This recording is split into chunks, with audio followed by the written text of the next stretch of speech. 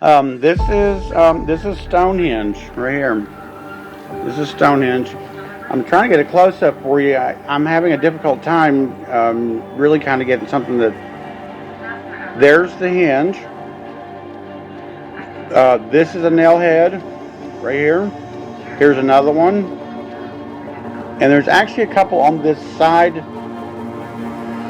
but they're really difficult. Right here's one, and there is one here, but it's really difficult to see that.